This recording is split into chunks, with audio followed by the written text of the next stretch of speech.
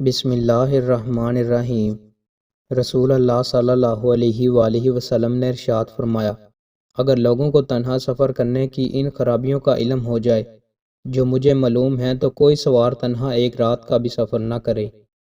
رسول اللہ صلی اللہ علیہ وآلہ وسلم نے فرمایا، جس شخص نے اللہ کی راہ میں کسی کافر کو نشانے پر تیر لگایا تو اسے جنت میں ایک درجہ حاصل ہو گیا۔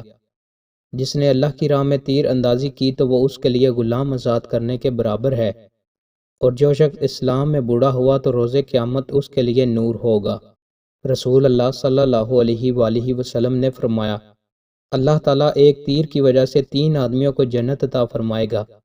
تیر بنانے والا جو اپنے بنانے میں ثواب کی امید رکھتا ہو، اسے پھینکنے والا اور اسے تیر انداز کو پکڑانے والا۔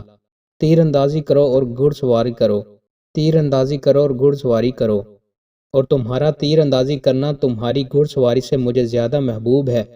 ہر وہ چیز جس سے انسان کھیلتا ہے اور اس کے ساتھ مشغول ہوتا ہے وہ باطل ہے، البتہ اس کا کمان کے ساتھ تیر اندازی کرنا، اپنے گھوڑے کی تربیت کرنا اور اس کا اپنی اہلیہ کے ساتھ مشغول ہونا حق ہے۔ دوستوں، مزید اچھی ویڈیوز کے لیے ہمارے چینل کو سبسکرائب لازمی کریں۔ بہت شکریہ۔